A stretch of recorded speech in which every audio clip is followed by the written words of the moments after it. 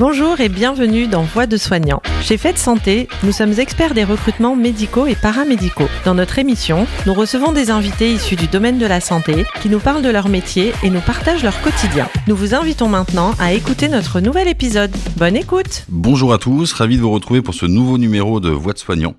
Je suis Mathieu Blé, directeur associé au sein du cabinet Fête Santé et j'accueille aujourd'hui Romain Brousse, néphrologue à l'hôpital Tenon, à Paris. Monsieur. Bonjour Romain, ravi de vous accueillir aujourd'hui. Vous êtes donc néphrologue. La première question que j'ai envie de vous poser, c'est savoir pourquoi ce métier spécifiquement. Alors, la première raison qui m'a conduite à être néphrologue, elle est assez ancienne, elle remonte à peu près à 2011 quand j'ai passé mon premier concours pour la première année commune d'études de santé de médecine. D'accord. Et en fait, j'en discutais avec mon oncle qui est médecin généraliste dans la Creuse et qui m'avait dit il y a deux médecins qui rendent souvent beaucoup de services, c'est les internistes et les néphrologues. J'avais dit mais c'est qui ces gens-là, ces docteurs, et il m'avait dit alors l'interniste c'est un super médecin généraliste à l'hôpital et le néphrologue c'est celui qui s'occupe des maladies rénales. Donc voilà, c'est deux corps de métier médicaux qui sont vraiment particuliers et que j'apprécie beaucoup ma qualité de médecin généraliste. Et donc moi au début du choix de mon premier stage de 4e année de médecine, donc le début de l'externat, il me restait deux spécialités à choisir, soit la cardiologie, soit la néphrologie, et donc même si la néphrologie je le connaissais pas du tout, vu ce que m'avait dit mon oncle, je me suis dit allez, on va tenter, et donc j'ai choisi un stage en néphrologie. Et de fait, je suis arrivé en néphrologie et je suis tombé donc dans l'équipe de néphrologie de l'hôpital de Rangueil au CHU de Toulouse. Et j'ai fait la connaissance d'une équipe qui était absolument formidable, qui m'avait bien intégré, qui m'avait donné un vrai rôle alors que j'étais tout petit médecin en formation. Et je me suis rendu compte que c'était une spécialité qui était extrêmement diversifiée, avec des pathologies extrêmement différentes. Et puis aussi, c'était aussi beaucoup lié au fait que au CHU de Toulouse, l'équipe de néphrologie s'occupe de la transplantation d'organes, mais s'occupe de la transplantation de à peu près tous les organes, à l'exception de la transplantation pulmonaire. Donc il y a des patients greffés du cœur, greffés du foie, greffés du rein, greffés du foie et des reins, et ainsi de suite. Et donc il n'y avait pas une seule pathologie qui revenait de manière régulière. C'était très diversifié avec une équipe qui était vachement bien. Et donc je me suis dit moi j'aimerais bien être comme eux plus tard, et puis je suis passé dans d'autres stages, très bien pour certains, enfin pour beaucoup même, mais j'ai jamais retrouvé ce plaisir de travailler ailleurs qu'en néphrologie, donc je me suis dit je serai néphrologue, et néphrologue je suis. Très bien, écoute, merci beaucoup pour cette réponse. Comment est-ce que vous décririez aujourd'hui le métier à un étudiant en première année, un jeune diplômé qui souhaiterait peut-être épouser justement cette filière? Alors, la néphrologie, déjà, c'est une spécialité médicale qui prend en charge des patients qui ont une pathologie qui affecte les reins. Et par les reins, j'entends bien évidemment les reins anatomiques, les rognons on dit chez le boucher. Et en fait, c'est deux organes qui sont, un organe pair ou deux organes qui sont bien connus pour, entre autres, leur fonction de production d'urine. Et j'oppose les reins anatomiques aux reins le bas du dos. J'ai mal aux reins, c'est pas cela. D'accord. Et donc c'est une spécialité médicale, ce qui sous-entend en fait qu'on ne sait pas de partie chirurgicale qui est ce pan-là, parce qu'il y a des pathologies chirurgicales au niveau des reins, mais ce pan-là de type de maladie est assuré plutôt par les urologues. D'accord. Et donc c'est des organes qui ont deux particularités assez notables. C'est que c'est des organes qui donnent peu de symptômes avant d'être gravement malades, dans la plupart des cas bien évidemment. Et c'est des organes qui, comme ils contribuent au maintien de l'équilibre interne du corps, ils peuvent être affectés par un très grand nombre de maladies. Et donc on est amené à dialoguer avec beaucoup d'autres spécialités différentes. Et donc c'est une spécialité qui prend en charge les patients qui ont des reins qui marchent moins bien, mais aussi lorsque les reins ne marchent plus du tout. Et à ce moment-là, il est possible de leur proposer une prise en charge par un rein artificiel. On remplace les reins qui ne marchent plus par un rein artificiel, c'est ce qu'on appelle la dialyse. Et après, il y a aussi, et c'est mieux, le fait d'avoir un nouveau rein tout neuf, issu d'un autre être humain, et c'est ce qu'on appelle la transplantation d'organes ou la greffe. Et donc ça, c'est parmi les différentes sous-spécialités de la néphrologie, et je ne cite que les plus connues. Pour ma part, moi, ce que je fais, c'est prendre en charge des patients qui n'ont pas de maladie rénale connue, et donc là, ils arrivent avec une anomalie rénale et on est amené à devoir faire le diagnostic. Donc moi je fais plutôt la partie diagnostic, mais j'ai aussi la partie prise en charge des patients qui ont une maladie rénale connue et qui font une complication, comme leur maladie rénale peut provoquer des complications. D'accord, ok. Très bien. Bah, écoutez, merci beaucoup pour ces précisions. Vous l'aviez rapidement évoqué tout à l'heure, mais quelles sont les étapes justement pour devenir néphrologue ? Alors pour être néphrologue, il faut choisir la spécialité néphrologie. Donc ça se fait à l'issue du concours soit de l'internat, de l'ECN ou de l'EDN selon la réforme dans laquelle vous vous situez. Et puis après quoi, il s'ensuit une période de 5 ans d'internat en néphrologie où il faut effectuer 4 stages de néphrologie dans des services de néphrologie, dont un stage où vous faites que de la dialyse avec le rein artificiel. Okay. Et puis après, vous devez faire 4 stages libres dans la spécialité de votre choix, de préférence dans une spécialité qui a un peu un rapport avec la néphrologie, avec obligatoirement un stage en réanimation et 1 an de docteur junior qu'on dit DJ dans le milieu. Et donc la phase de DJ, c'est faire 1 an dans un CHU qui a une activité soit de dialyse, soit de transplantation. D'accord. Il n'y a pas de spécificité. Enfin voilà, c'est soit l'un, soit l'autre. Ça peut être en général, ça peut être les deux, mais en général, c'est souvent l'un ou l'autre. Pour bien comprendre votre métier, comment se déroule un rendez-vous chez le néphrologue ? Parce que vous disiez, voilà, on a possiblement pas beaucoup de symptômes. Qu'est-ce qui fait qu'on va aller voir un néphrologue du coup ? Alors souvent, c'est la prise de sang qui parle en premier, et donc le plus souvent, un rendez-vous chez le néphrologue, ça se fait de la façon suivante. Les patients arrivent avec une prise de sang et dans le meilleur des cas d'urine avec eux, parce que chez eux a été détectée une anomalie qui est asymptomatique. Cette détection a été faite devant un symptôme quel qu'il soit par le médecin traitant, et nous, on est sollicité pour explorer cette anomalie. Donc notre travail, c'est de faire le diagnostic de la maladie en cause, en rassemblant un ou plusieurs arguments issus d'un grand nombre de faisceaux d'arguments cliniques. Ça peut être des arguments au niveau de la radiologie, si par exemple le patient a des kystes sur une échographie rénale, ou en fonction des analyses d'urine, ou en fonction de sa prise de sang, on va être amené à faire un diagnostic pour proposer une prise en charge le plus tôt possible pour éviter au patient de se retrouver quelques mois, années plus tard en insuffisance rénale terminale.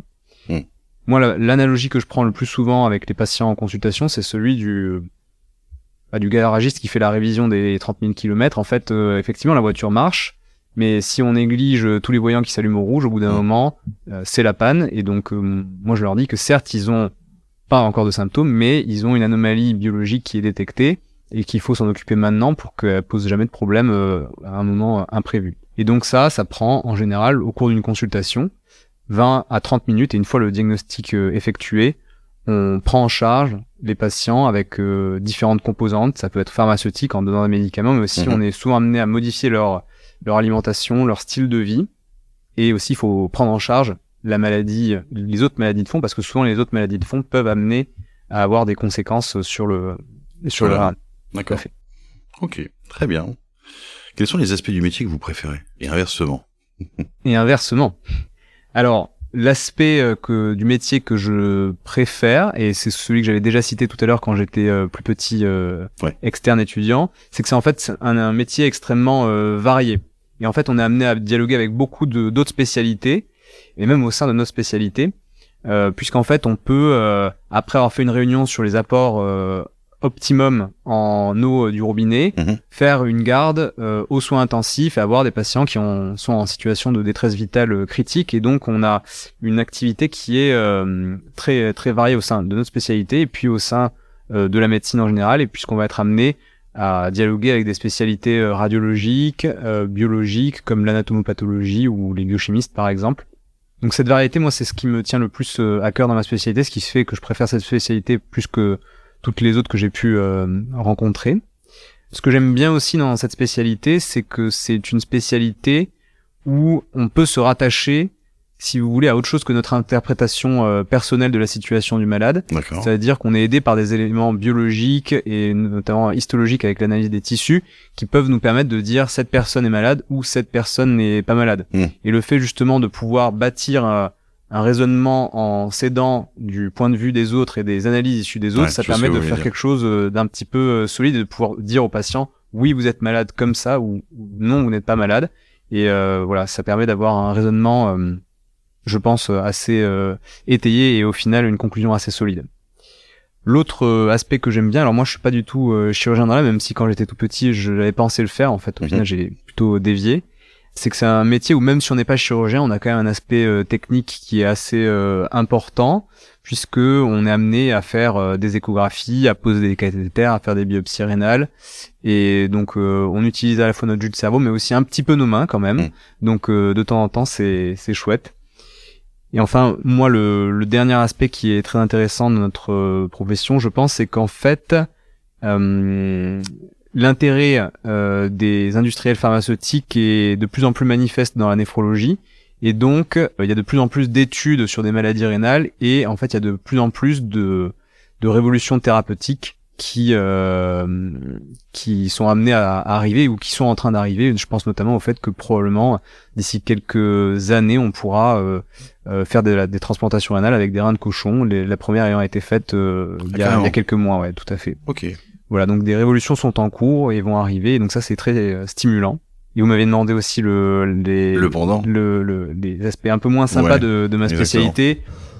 Bah justement, c'est le fait que souvent c'est des maladies rénales qui sont asymptomatiques, et donc en fait il faut passer. Alors moi après, c'est vraiment un petit pendant, mais il faut passer un peu de temps à convaincre les gens du bien fondé de ce qu'on leur propose. Des fois quand ils ont pas de symptômes, juste une valeur en gras sur leur prise de sang, ils comprennent pas très bien pourquoi on a envie de mettre une aiguille dans leur rein, de leur faire tout un tas d'examens, et donc il faut au final être pédagogique, mais moi j'aime bien créer du lien avec les patients, et donc ça me gêne pas plus que ça. Mais c'est vrai que bon voilà, des fois il faut se répéter un peu, il faut Ok, très bien. Et quelles sont selon vous les qualités requises pour faire un bon néphrologue? Alors, je sais pas si c'est une qualité vraiment absolument requise, mais en fait moi tous les néphrologues que je côtoie, c'est des gens extrêmement curieux et qui sont animés par la volonté vraiment d'expliquer et de comprendre ce qu'ils observent. Et donc voilà, moi je pense qu'il faut être curieux. En tout cas, c'est bien d'être curieux, même si c'est pas obligatoire, mais je pense qu'on l'est tous au fond. Après, une autre petite qualité qu'il faut avoir, c'est de pas avoir d'aversion totale pour les mathématiques, puisqu'en fait, la démarche diagnostique comme thérapeutique, comme dans le raisonnement diagnostique, en fait, elle est quand même dépendante de quelques calculs, mais qui peuvent être faits sur la calculette de son téléphone portable. D'accord. Mais c'est juste qu'il y a une composante mathématique qui est relativement présente, mais bon, pas beaucoup plus que des produits en croix, quoi. Ok, voilà. Très bien. J'ai peut-être une dernière question. Est-ce que l'IA a déjà fait son apparition justement en néphrologie? La réponse est oui. L'intelligence artificielle, elle a fait son apparition en néphrologie. Notamment, je pense, si vous voulez, aux travaux d'Alexandre Loupy, qui était mon président de jury de thèse, qui est connu pour ça et qui notamment a développé des outils dans la prédiction. Pour faire une aparté, en fait, les problématiques dans le développement des médicaments en néphrologie, c'est que, notamment en transplantation par exemple, c'est un bon médicament en transplantation, c'est celui qui évite qu'on perde le greffon. Okay. Or, la perte de greffon, elle a lieu en médiane après 12 ans de transplantation. Donc les industriels, quand ils veulent développer des médicaments pour un bon médicament de la transplantation, c'est-à-dire qui fait garder son greffon, ils veulent empêcher la perte du greffon. Or, eux, ils veulent avoir des résultats sous 1, 2, 3, peut-être 4, 5 ans. Sauf que quand la moitié des patients ont toujours leur greffon au bout de 12 ans, et ben pour vraiment juger une efficacité sur la perte de greffon, il faut attendre 12, 15, 20 ans pour avoir les résultats de l'essai clinique.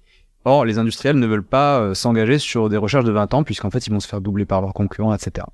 Et donc, ont été développés des outils de prédiction pour essayer et donner avec précision la probabilité de perdre du greffon à 3, 5, 7 ans au bout d'un an de prise en charge. Voilà. Et de manière très précise et qui a été validée à l'échelle internationale. Il y a aussi notamment la reconnaissance des organes, enfin du tissu histologique du rein. Et on peut par exemple faire des diagnostics de maladies rénales juste avec l'intelligence artificielle qui voit une coupe de rein. Et en sachant que c'est plutôt utilisé à l'heure actuelle, et je pense que ce sera toujours le cas, comme outil compagnon du clinicien. Évidemment. Plus que pour le remplacer et La tendance est plutôt à dire que l'intelligence artificielle remplacera pas le néphrologue, mais les néphrologues qui utilisent l'intelligence artificielle sont ceux qui remplaceront ceux qui ne l'utilisent pas. Très bien. Merci beaucoup pour l'ensemble de vos réponses, Romain. Merci à tous de nous avoir écoutés. J'espère que cela vous aura permis d'appréhender un peu plus ce beau métier qui est le métier de la néphrologie. Merci beaucoup. Merci pour votre écoute. N'hésitez pas à liker et partager ce podcast auprès de votre réseau, mais également à nous suivre sur notre page LinkedIn. À la prochaine pour une nouvelle découverte.